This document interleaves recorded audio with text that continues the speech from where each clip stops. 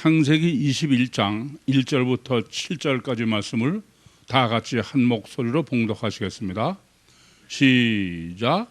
여호와께서 그 말씀대로 사라를 권고하셨고 여호와께서 그 말씀대로 사라에게 행하셨으므로 사라가 잉태하고 하나님의 말씀하신 때에 미쳐 늙은 아브라함에게 아들을 낳으니 아브라함이 그 낳은 아들 곧 사라가 자기에게 낳은 아들 이삭이라 하였고 그 이삭이 난 지 8일 만에 그가 하나님의 명대로 할례를 행하였더라. 아브라함이 그 아들 이삭을 낳을 때에 100세라. 사라가 가로되 하나님이 나로 웃게 하시니 듣는 자가 다 나와 함께 웃으리로다. 또 가로되 사라가 자식들을 젖먹이겠다고 누가 아브라함에게 말하였으려마는 아브라함 노년에 내가 아들을 낳았도다 하니라. 아멘. 드디어 이삭이 태어났고 또 이삭이 난 지 8일 만에 완전한 할례를 행한 게 오늘 본문입니다. 이 본문이 어느 정도 중요하냐? 이 본문은 아마 제가 볼 때 본문을 바로 해석하는 사람이 없을 것 같아요. 뭐 3500년도 또 2000년 기독교 사회도 그 본문의 중요성은 하나님께서 아브라함을 불러내셨어요. 내 본토 친척 아버지 집을 떠나 내가 지시할 땅으로 가라. 그 창세기 12장 1절부터 3절에 기록되어 있는 내용인데 그때가 아브라함이 75살 때입니다. 그리고 지금 보시는 대로 이삭을 낳은 게 100세예요. 그러니까 아브라함을 하나님께서 갈대아 우르 본토 친척 아버지를 떠나 내가 지시할 땅으로 가라. 그럼 네가 복의 근원이 되겠고 네가 큰 민족을 이루겠다. 큰 민족을 이루겠다는 게 누구를 통해서요? 이삭이에요. 그게 몇 년 걸렸어요? 25년이 걸린 겁니다.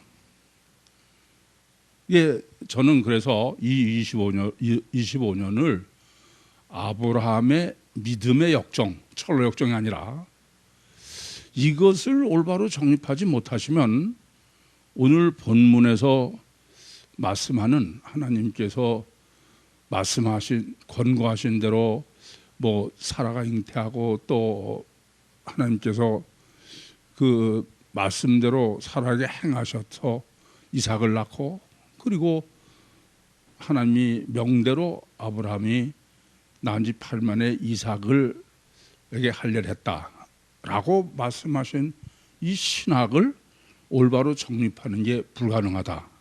그런 말씀입니다. 다르게 말씀드리면 아브라함의 25년간의 그 믿음, 신앙의 역정의 목적지는 본문이에요, 오늘. 그러면 본문이 얼마나 중요한지 아시겠죠?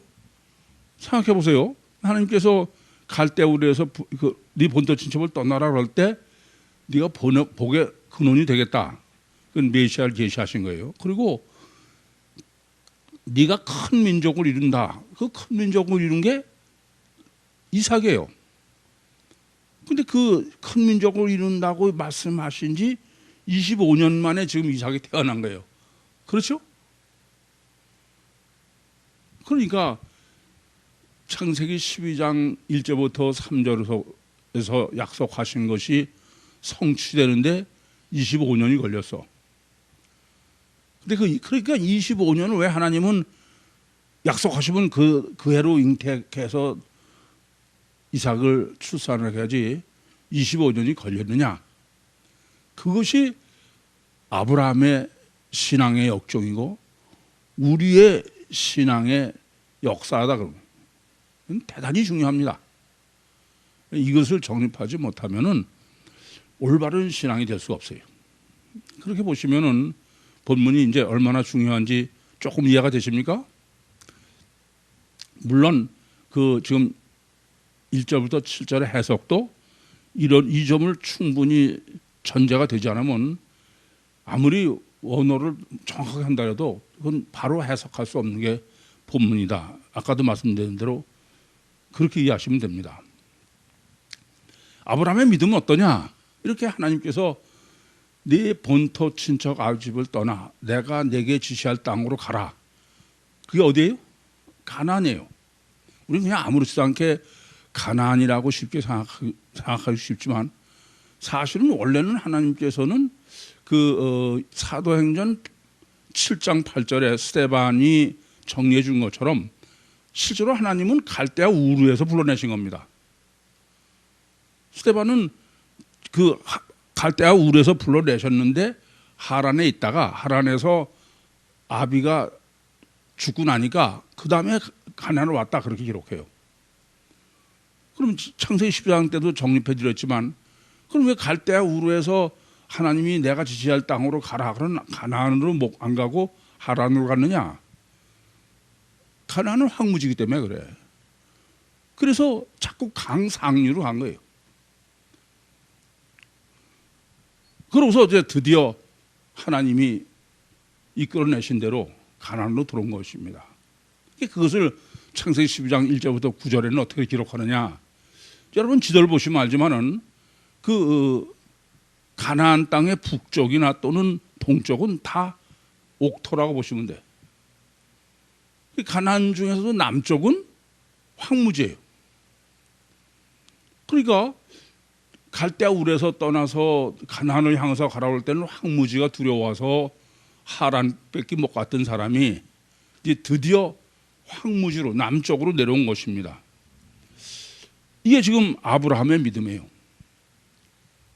그러고선 세겜에 이르러서 거기 상수리나무에다가 여호와의 단을 쌓았다 그렇게 기록하고 있습니다. 그러니까 무슨 말씀이 되냐면은 아브라함은 하나님이 절대야. 그리고 육신은 완전히 부인한 사람이다 그런 의미예요.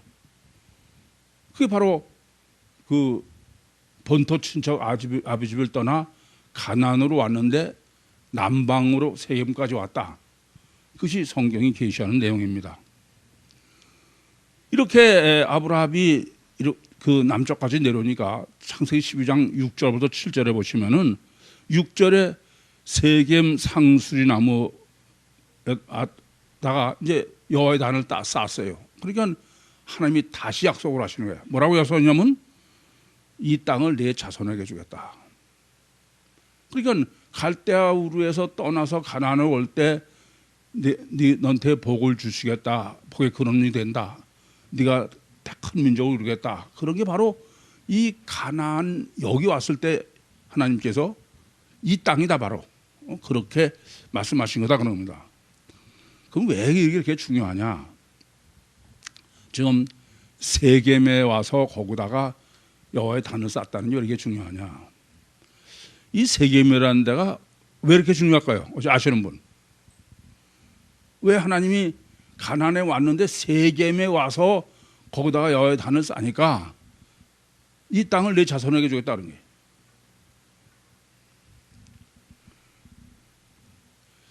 창세기 23장에 보시면은 사라가 죽어요. 근데 사라가 죽으니까 아브라함이 사라를 장사 지낼 묘지를 구하지 않습니까? 그게 바로 세겜이에요. 하몰한테 한 게. 그래서 은 400을 주고 그 땅을 삽니다. 그래서 거기다가 사라를 묻고 나중에 아브라함도 거기 묻혀요. 그죠? 이삭도 리브가도 또 레아도 애굽에 있던 야곱도. 이게 무슨 의미냐? 땅에다가 초상을 묻어요. 그러면 그건 영원히 이스라엘 땅이라는 의미야. 무슨 말인지 이해되십니까? 지금도 묘지 있다 그러면 그 묘지 못 옮기잖아요. 우리가 보면 죽어서 이제 아무것도 없는 건데 거기 조상이 묻혔다는 거는 영원한 땅이 되는 거예요. 그래서 아브라함이 공짜로 주겠다는 데도 아니다 이거예요. 굳이 돈을 주고 그 땅을 삽니다. 그리고 거기다가 사라를 장사 지낸 거야. 이게 바로 하나님께서 왜 그러냐? 이 땅을 네 후손에게 주겠다. 네 자손에게. 그것을 아브라함이 인쳤다. 그렇게 말씀드릴 수 있죠. 그래서 굳이 거기다가 돈을 주고 막벨라 굴과 그 밭을 사서 사라를 장사 지내고 자기도 그리고 야곱까지도. 이해되십니까? 예, 그렇게 보시면은 지금 하나님께서 이렇게 아브라함이 가나안에 들어와서 남방으로 내려와 가지고 세겜에 와서 여호와의 단을 쌓았다라고 강조하는 것이 어떤 의미인지를 실제적으로 이제 알 수 있겠어요. 그렇죠? 이렇게 아브라함은 믿음이 대단한 사람이야. 율신이 절대고 육체는 완전히 부인한 사람. 사측생이에요. 그런데 창세기 12장 10절부터 20절은 정반대의 아브라함을 기술하고 있습니다. 아니 이렇게 황무지로 왔으면은 기근이 있어도 버틸 수 있어야 돼. 그게 하나님을 믿었으면 그렇지 않습니까? 그런데 애굽으로 내려가는 거예요. 이게 무슨 우리는 잘 아시죠? 왜 그래요?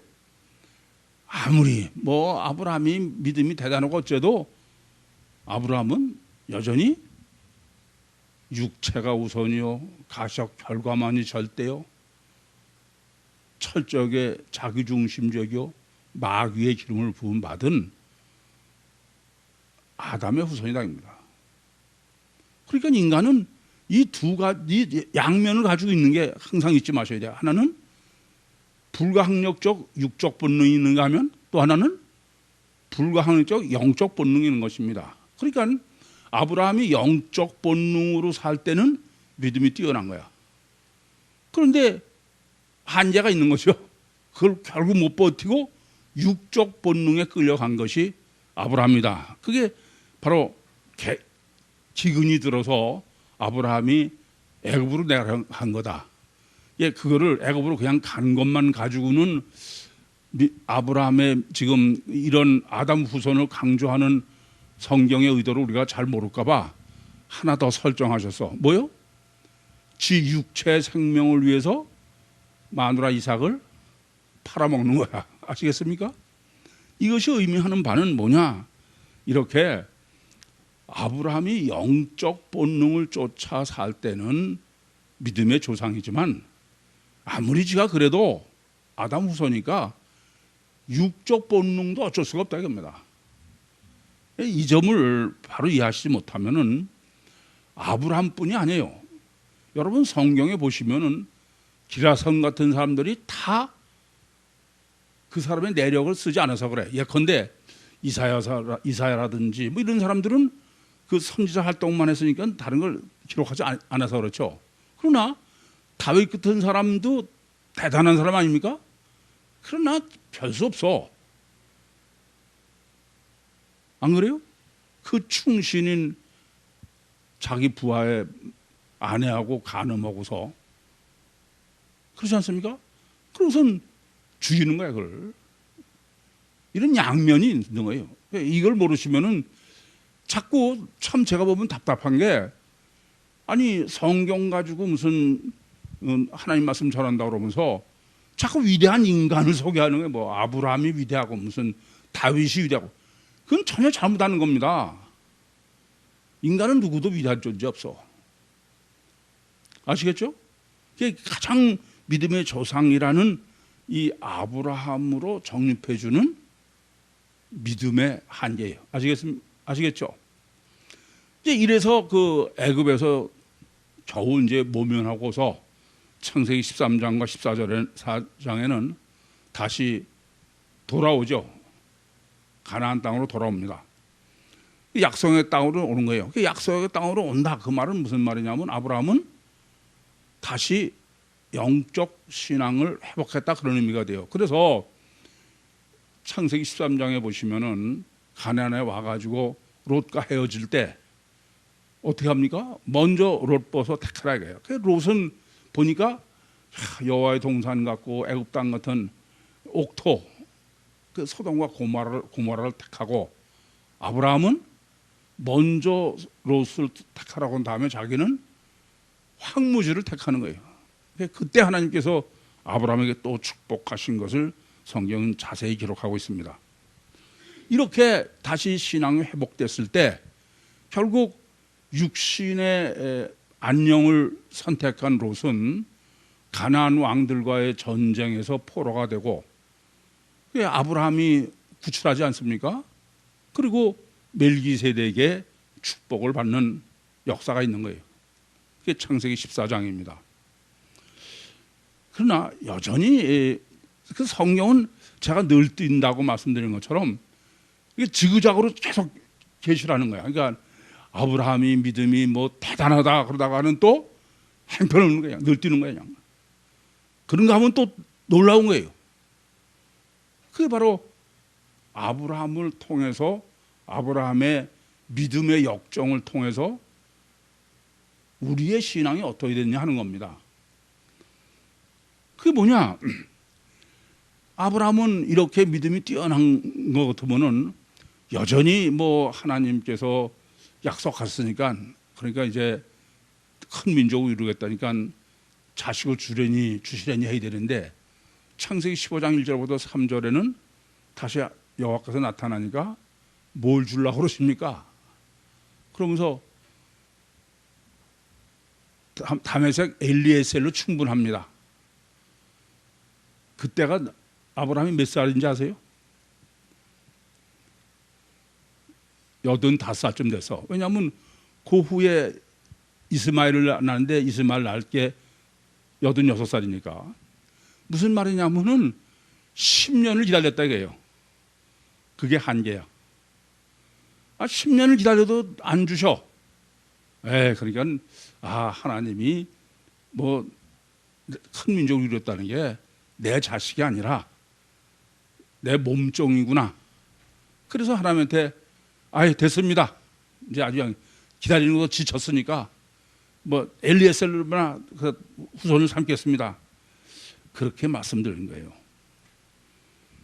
그랬더니 하나님께서 다시 또 약속을 하셔. 아니다. 내가 너한테 큰 민족을 이루겠다는 것은 네 몸에서 날 자식이지 무슨 다른 자식 갖다가 전혀 그건 아니다. 그게 네 몸에서 날 씨다. 그렇게 재차 약속을 하십니다. 그래서 우리가 아시는 대로 이제 엘리에셀이 아니고 다시 이제 엘리에셀은 포기한 거예요. 그래서 그 아브라함의 친자식이어야 되는 거죠. 우선 아브라함의 믿음의 역종으로 우리가 정립해야 되는 것은 제일 먼저 사실 저는요 인간의 이중세성의 신학을 정립한 것을 정말 감사하게 생각해. 왜냐하면 저도 이중체의 인간의 정체성을 정립하지 못했으면은 천주교 뾰족한 게 있겠어요? 그러니까 뭐 그냥 확신했다가 실망하고 그러다가는 뭐 어떻게 될지 모르죠. 근데 이중체를 정립하면은 뭐 그렇게 상처받을 것도 없어. 육체도 절대고 영도 절대고 정반대가. 그러니까 그 사이에서 모순된 그 영적 본능과 육적 본능 사이에서 갈등하면서 고민하면서 그래가면서 신앙은 자라가는 거예요. 저는 널뛰기의 역정에 대해서 전 정말 아주 그냥 감탄할 정도로 제가 동의해. 사실 뭐 겉보기로는 뭐 여러분이 모르시죠. 우리 가족도 모릅니다. 근데 내면적으로는 보통 전쟁을 하고 사는 게 아니야. 제가 아시는 대로 부산에서 주님을 처음 만난 후에 그러고선 목회하기 전까지도 보통 늘뛴 게 아니에요. 엄청 전쟁을 하는 거야. 육적으로도 정신적으로도. 뭐 가장 육적 전쟁은 여러분이 아시는 대로 제가 간질병 환자였고 그런 전쟁을 한 것입니다. 근데 그것을 지금 생각해 보면은 참 하나님께서 꽤 지켜주셨어요. 왜냐하면은 간질이 참 무서워요. 그런데 그 간질병을 하나님한테 그거 낫게 해달라고 기도해 본 적이 없어. 그러면서 그 전쟁을 한 거야. 이게 하나님의 섭리다 그렇게 여겨져요. 뭐 그것뿐이 아니죠. 뭐 결국 사업도 뭐 하다가 나중에 그것 때문에 감옥도 가지 않았습니까? 뭐 세미나 때 정립해드린 대로 제가 세미나를 계시를 받고 영의 실질성을 받는 과정도 하나님께서는 그냥 버려두시는 거야. 마귀한테 버리시는 거예요. 네가 전쟁해라 이거예요. 지금 생각하면 야 어떻게 용케 그 환상에서도 내가 그렇게 벗어날 수 있었고 그런 참 놀라겠어요. 그러니까 너무 단기적으로 뭐 신앙이나 사람을 어떻게 할래? 그건 전혀 신앙이 아니에요. 10년도 짧은 거예요 지금. 그렇죠? 하나님은 25년이에요. 제가 그러면서 전 사실 늘 그런 생각을 했어요.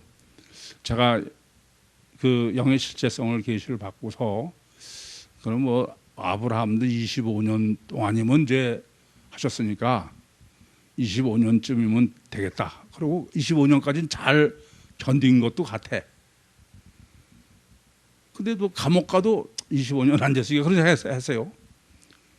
근데 뭐 그때보다 아니라 목회가 시작한가 보다. 그래서 목회 시작해서부터 기다렸는데 지금 27년이 됐잖아요.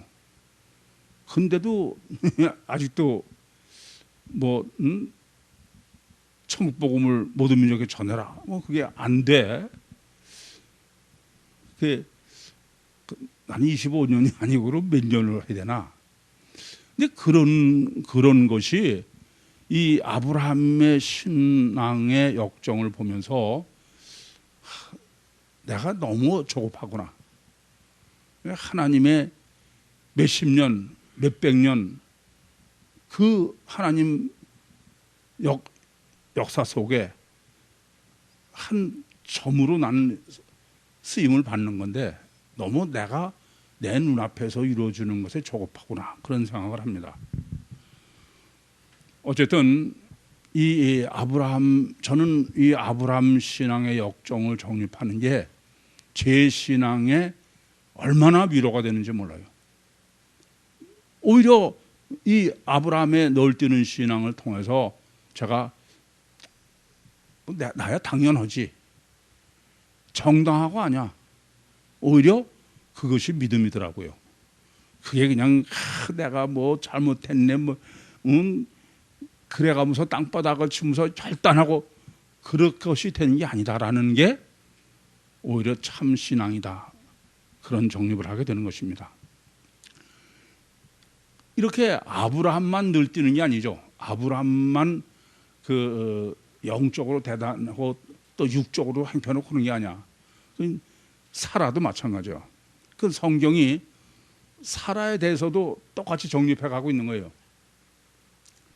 하나님께서 아브라함에게 내 엘리에셀이 아니라 내 몸에서 내 몸의 씨에서 날 자식이다. 그것을 이제 사라가 들었죠.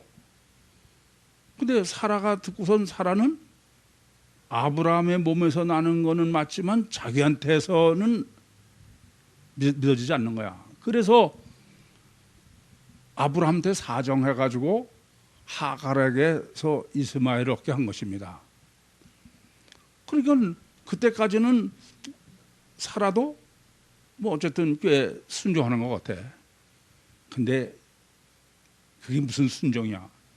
아니 그래서 하나님의 약속으로 지금 사라가 잉태했어. 그러면 하갈이 잉태해가지고 사라를 좀 멸시했다 하더라도, 아니 사라가 영적으로 믿음이 대단하면은 이런 고난쯤은 하나님의 뜻을 이루기 위해서 내가 참아야지, 그러는 거 아니에요? 아니야. 저게 어떻게 해서 지금 자식을 잉태했는데, 자식 잉태했다고 저 나를 그냥 멸시해? 내쫓아버렸어. 여전히 늘 뛰는 거죠. 그래서 하갈을 핍박해가지고 하갈이 쫓겨나지 않습니까? 근데 하나님이 아니다, 돌아가라. 그래서 창세기 바로 16장, 그러니까 15장에 하나님께서 내 몸에서 날 씨래야 내 후손이다. 그 15장에 약속하신 거고, 16장에 하갈이 이스마엘을 낳는 거예요. 아시겠습니까? 그래서 이제 중요한 것은 이게 16장인데 17장이 할례장이에요. 근데 이 할례가 중요하다는 건 뭐 그 율신을 섬기는 종교는 다 절대가로 돼 있는데, 불행히도 할례가 신학이 없는 거예요. 그래서 대단히 중요한 것은 하나님께서 할례의 언약은 언제 세우셨냐면 창세기 17장 9절부터 14절에 세우셨습니다. 근데 실제로 할례를 그 행한 게는 아브라함이 몇 세 때예요? 99세고 이스마엘이 13살 때예요.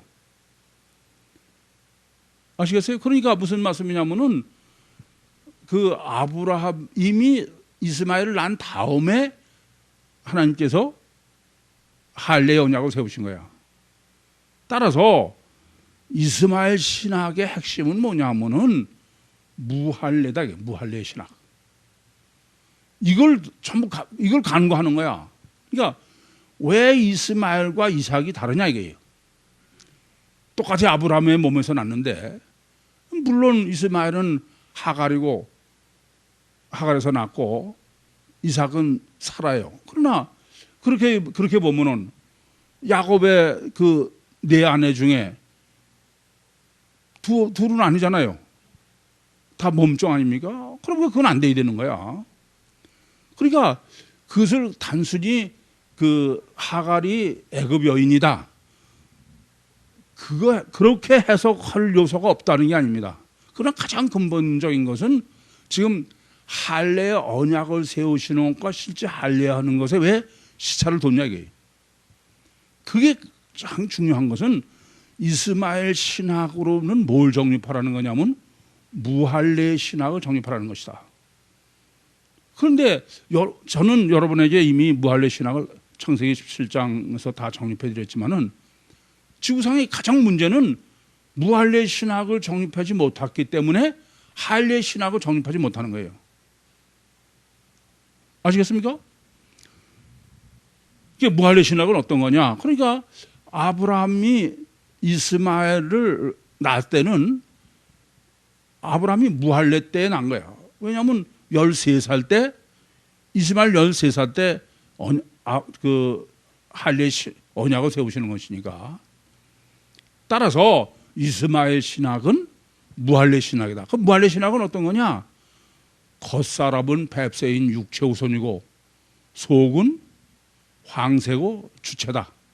이중체 신학이다 이거예요.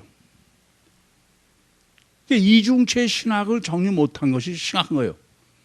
조금 전에도 말씀드린 것처럼 이 우리 신앙이 제대로 되는 데에는 이중체 신학을 정립하지 못하면은 맨날 실망하고 좌절하고 하나님이 나를 버리셨나 이런 짓을 한 거야. 그러고선 아브라함이나 이런 사람을 해석하는 것도 전혀 성경과는 다르게 해석을 하는 거예요. 성경에는 이렇게 아브라함도 아담 후손이라 이럴 수밖에 없다, 그런 거를 실제로 주석 이런 걸 보면 그런 걸 전부 미화해놔서 절대 반대로 해놓은 거예요. 그 왜 그러냐? 단일체로 이해하는 사람으로서는 아브라함의 이런 문제를 이해할 수가 없죠. 그래서 할례 신학이 물론 중요합니다. 그러나 할례 신학이 중요하려면은 이스마엘 신학인 무할례 신학이 절대로 중요하다. 그래서 이스마엘 신학은 무할례 신학이다. 그러고서 이제 할례 신학은 창세기 17장 9절부터 14절에 할례 언약을 세우시고 실제로 할례를 행한 건 언제냐? 창세기 17장 15절부터 22절이에요. 같은 17장이지만 아브라함 99세 때, 이스마엘 13살 때. 그 말은 무슨 말이냐면은 이스마엘은 아브라함이 무할례 때 난 자식이다. 그래서 무할례 신학이요. 이제 할례 신학을 정립해주고, 그래서 아브라함이 할례를 받고 이스마엘이 할례를 받은 거예요. 그러면 이제 아브라함도 할례를 받고 이스마엘도 할례를 받았어. 그러면 아브라함이나 이스마엘이 할례 신학을 바로 알았을까요? 몰랐을까요? 네? 알았을까요? 모를까요? 몰라서 그냥 말씀에 순종한 거죠. 아시겠습니까? 지금도 그렇잖아요. 그 증거가 뭐냐? 아니 할례를 실제로 알아서 뭐예요? 할례는 내가 육체가 죽는 거예요. 포기하는 겁니다. 완전히 죽는 거예요. 그렇지 않습니까? 그런데 이렇게 할례를 받고 난 다음에 바로 창세기 20장이에요. 이 전장에 아비멜렉이에요. 아비멜렉 내가 가서 또 무슨 짓 해? 마누라 팔아먹는 거야. 육신 살라고. 그러니까 이것이 증거하는 건 뭐냐 하면은 물론 가장 좋게 해석하면은 할례를 받을 때는 그 할례의 뜻대로 제대로 했다. 근데 여전히 늘뛰는 신앙이니까 육체 우선이라 또 그 아비멜렉한테 가서는 육체 생명 때문에 마누라를 팔아먹었다. 그렇게 해석해도 그건 그렇게 잘못된 건 아니에요. 그러나 어쨌든 지금 그 성경이 말씀하는 거는 아브라함이 할례를 받긴 했지만은 할례대로 된 건 아니다는 얘기예요. 그 증거가 20장이다 겁니다. 이해되시죠? 이제 그러고선 오늘 이제 이삭을 낳고 이삭의 할례를 하게 되는 드디어 이제 25년의 아브라함의 믿음의 역정에 꼬린점이 온 거예요. 이제 이렇게 보시면 본문이 어떤 의미를 갖고 얼마나 중요한지 이해가 되십니까? 그런데 이제 본문은 실제로 내용은 아주 간단한데 근데 신학적으로는 대단히 중요해요. 우선 1절에 여호와께서 그 말씀대로 사라를 권고하셨고 여호와께서 그 말씀대로 사라에게 행하셨다. 굉장히 강조하시죠? 뭐 그냥 한번 말씀대로만 하면 되는데 그런데 이 말씀대로 하셨다. 이 둘이 우선 단어가 달라요. 첫 번째, 여호와께서 그 말씀대로 사라에게 권고하셨다. 그렇게 사라에게 말씀하셨다입니다. 권하셨다입니다. 그건 창세기 18장 1절부터 8절에 기록되는 거 아닙니까? 그러니까 아브라함한테도 이미 네 몸에서 씨가 있을 거다 그러는데도 사라는 웃었어. 그래서 네가 웃었다 그러니까 웃지 않았다 그러지 않았습니까? 그래서 하나님이 직접 사라에게도 권고하셨다고 해요. 이때 히브리어로 하나님이 지금 사라에게 권고하셨다. 그건 말씀하셨다는 거예요. 그게 히브리어 원어로 아마르입니다. 아마르. 이 히브리어로 아마르라는 말은 헬라어로는 로고스예요. 레고에 말씀하셨다고 합니다. 아시겠습니까? 뭐 로고스는 길게 말씀한 대로 되죠. 두 번째입니다. 이건 사라에게 권고하셨고, 우리 말로 하면 그냥 말씀하셨고, 여호와께서 그 말씀대로, 요때의 말씀이야. 요 말씀은 따바르란다. 따바르. 이 따바르라는 단어는 먼저 여러분이 쉽게 알 수 있는 말씀을 먼저 드리면은 요거는 레마예요. 그러니까 아마르는 헬라어로는 로고스, 따바루는 레마. 그러니까 이 따바루라는 말의 의미는 뭐냐? 그러니까 거기 뭐라고 돼 있어요? 여호와의 말씀대로 살아 행하셨다. 따바루 영적 말씀이니까 그것은 실제로 말씀의 능력이 있는 거예요. 이해되십니까? 그래서 지금 그 사라가 잉태를 하고 출산하게 된 것은 뭐 때문에요? 말씀에 순종한 거예요.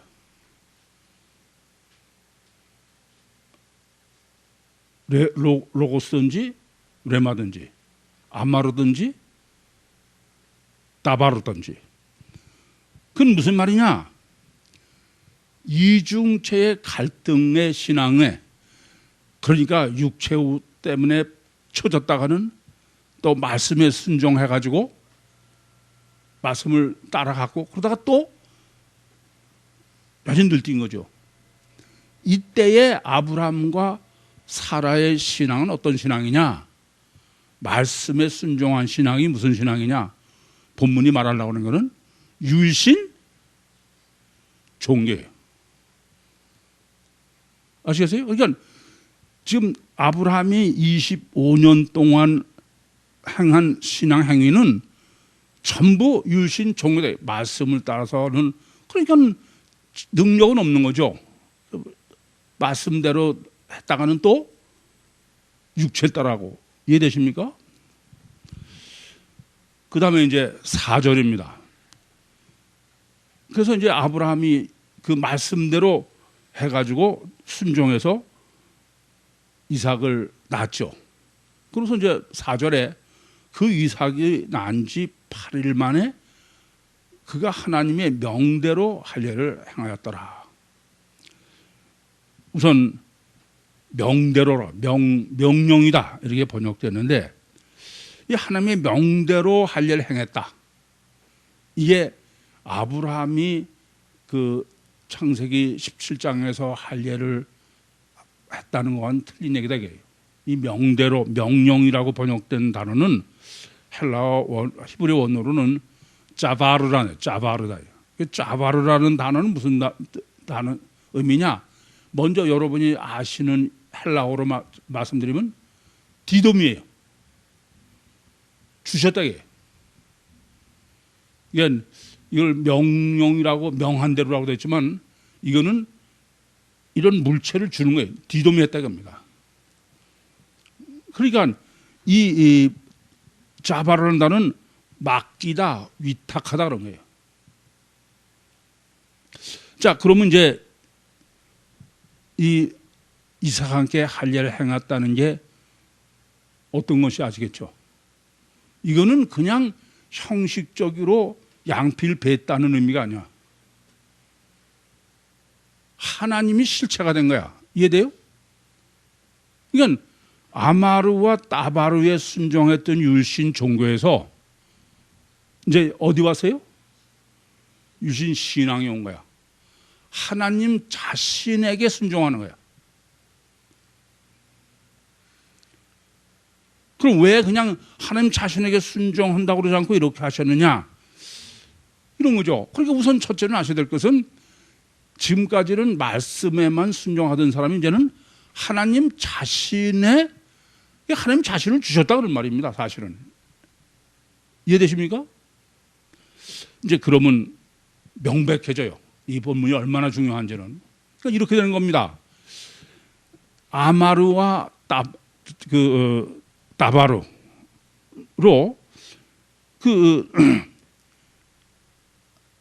이삭이 잉태되고 태어났어요.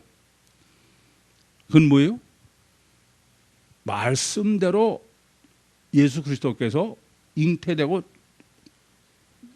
태어나신 거야. 말씀이 육신이 되신 거예요. 이해되십니까? 말씀대로 된 거예요. 그런데 자바로 주님의 십자가 부활은 말씀에 순종해서가 아니야. 실제로 죽구지. 이해돼요? 실제로 할례다. 실제 할례. 그래야만 예수 삼일체예요. 그래서 지금 하나님이 자바로 디도미 했다는 것은 요한복음 14장 16절과 17절에 주님께서 십자가에 돌아가시고 부활하시고 승천, 돌아가시고 부활하신 게 뭐예요? 할례야. 실제로. 그러고선 승천하셔서 보혜사 성령을 디도미에 주었다 이겁니다. 그게 실체해야 된다고 그랬죠? 예수 삼일체라고 그랬죠? 이 점을 아셔야 돼. 지금 본문은 단순히 이삭한테 할례를 했다라는 게 아니에요. 무슨 말씀이냐면은 말씀에 순종하던 사람이 하나님 자신에게 순종한 거예요. 우리가 사도행전에서 정립한 거로는 페이도 아르케요. 그러니까 율신 종교에서 율신 신앙이 된 겁니다. 이게 왜 이렇게 중요하냐? 하나님은 그 고린도서 10장 13절에 보시면은 우리에게 감당할 시험 외에는 시험을 하지 않아.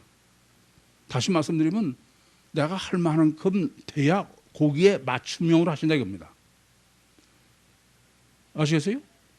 이게 지금까지는 율신 종교로 했었는데 이제는 뭐가 됐어요? 하나님 자신을 믿는 율신 신앙이 된 거예요. 그래서 바로 다음 장이 뭐예요? 이삭을 번제로 드리는 거예요. 이해되십니까? 그건 말씀에 순종해서 되는 얘기가 아니야. 그게 지금 본문에서 할례가 어떤 거냐고요. 할례. 실제로 하나님을 믿고 죽는 거예요. 이 점을 아셔야 됩니다. 따라서 창세기 12장 1절부터 지금 창세기 21장까지 아브라함의 믿음의 역정으로 정립해 주시는 것은 율신 종교에서 율신 신앙으로, 관념인 하나님에서 실제인 하나님으로, 이중체의 신학과 영의 실체, 그게 실제로 믿어져요. 그 증거가 뭐예요? 창세기 22장에 하나님께서 이삭을 번제로 드린다. 아니, 아담은 어떠세요? 너 선악과 몸 정령 죽는다. 근데 뱀 말 듣고 안 했잖아요. 근데 어떻게 아브라함이 이삭을 그렇게 번제로 드릴 수 있느냐? 여기까지 신학이 정되지 않은 상태에서 창세기 22장을 해석하니까 문제가 되는 거야. 그렇게 보시면은 아브라함이 지금 난 지 8일 만에, 이것은 천국의 완전이라고 그랬죠? 8일에 하나님의 명대로 짜바르, 디도미 이삭에게 할례를 행했다. 그거는 단순히 할례가 아니야. 할례의 실제지. 이 할례의 실제는 모르고 할례의 양피를 베이는 게 할례다. 그게 전 지구상의 율신 종교의 할례예요. 그러니까 창세기도 전혀 올바로 해석할 수가 없는 겁니다. 이삭 할례의 신학은 할례를 행했다는 게 아니에요. 이건 하나님이 실체요. 그래서 하나님을 믿고 내가 죽을 수 있는. 질문 있습니까?